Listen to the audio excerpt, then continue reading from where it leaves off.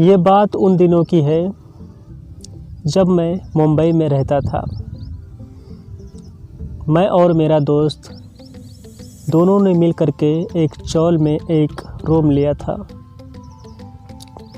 2 से 3 महीने हो गए थे हम लोग वहीं पर रहते थे और चौल में ही हम लोग का काम भी लगा हुआ था। तो हम लोग काम करते और रूम पर आते, खाना पीना बनाते और खाते, अच्छे से रहने लगे थे। गली में कई लड़कों से दोस्ती भी हो गई थी। हम लोग अच्छे से बातें करते।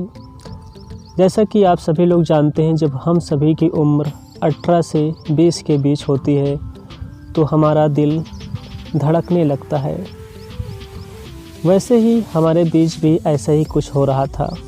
हमारे साथ वाले जो गली के दोस्त थे, जो हम लोग मुंबई में जो हमारे नए दोस्त बने थे, गली में जो भी बातें होती थी, जो मेरे साथ वाले दोस्त जिसके साथ में मैंने रूम लिया था मिल कर के, वो भी कुछ ऐसा ही था। गर्लफ्रेंड बनाना, लड़कियों से बातें करना उसको ज़्यादा पसंद था। मुझे बिल्कुल भी पसंद नहीं था ये सारी चीज़ें, बट वो लोग ज़्यादा इन सब चीज़ों में इंटरेस्टेड थे। मैं घर से बुक लेकर के गया था, तो कभी कभी मैं ऊपर का रूम लिया था, तो वहाँ एक बालकोनी मिलती है ऊपर के रूम में। तो उस बालकोनी में मैं चेयर लगा करके और पढ़ता रहता था। और एक लड़की सामने गली में रहती थी, वो भी महले पर रहती थी। तो उसके पीछे जो हमारे दोस्त थे, जो गली वाले, वो सभी लोग मतलब उसके पीछे मतलब पड़े हुए थे। उसे पटाना चाहते थे, लेकिन कोई उससे बात नहीं कर रहा था। सभी लोग नए नए तरीके ढूंढ रहे थे कि कैसे बात किया जाए। लेकिन शायद वह लड़की मुझे देखती थी। एक दिन मैंने देखा तो वह लड़की अपने खिड़की से बुक लिए हुई थी और मेरी तरफ देख करके कुछ हाथ से इशारे करके बता रही थी। तो मुझे लगा हो सकता है किसी से बातें कर रही हो, बट मैं देखा गली में, तो गली में कोई भी नहीं था। और फिर मैंने उसको इशारा किया, क्या तुम मुझे बोल रही हो? तो उसने कहा हाँ। इशारे में उसने हाँ बोला।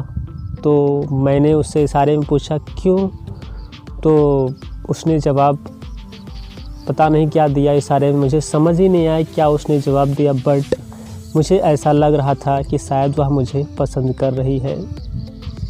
और धीरे धीरे यह बातें, मैं उससे इशारे में कभी भी बातें करता और वह जब भी पढ़ती तो वह मुझे देखती रहती।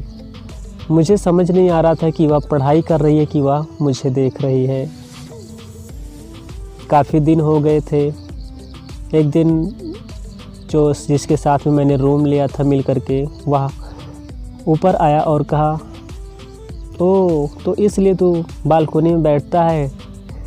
हम लोग कितनी मेहनत कर रहे हैं और तू यहाँ पे बैठ करके आराम से बातें कर रहा है। मैंने कहा यार ऐसा कुछ नहीं है, बट उसने कहा ऐसा ही है। मेरे दोस्त ने एक दिन डिसीजन ले लिया कि अब इस लड़की को मैं ही पटाऊंगा। देखता हूँ, मैंने उससे ये बोला, बट उसने दूसरे दिन ही सुबह उस लड़की को प्रपोज किया, बट उसका कोई रिस्पॉन्स नहीं आया। वो मेरा दोस्त आकर के मुझसे बताने लगा कि मैंने उसे प्रपोज किया है, एक पेपर में मैंने उसको लिख करके दिया है, अगर देखो कॉल आ गया तो समझ जाओ कि हम दोनों की लाइफ सेट होगी और तू साइड हो जाना। मैंने कहा यार अच्छा है, अगर तुम दो लोग आपस में प्यार करते हो और एक दूसरे के साथ टाइम स्पेंड करते हो तो अच्छी बात है। उसके बाद मैंने जो मेरा दोस्त था उसका कोई जवाब आया नहीं, वो लड़की ने फ़ोन भी नहीं किया। बट मैंने एक दिन उसको कहा, लड़की को, क्या तुम मुझे फ़ोन कर सकती हो इशारे में? तो उसने कहा हाँ, बट नंबर नहीं है। मैंने कहा गली में आ जाओ, मैं तुम्हें दे देता हूँ नंबर।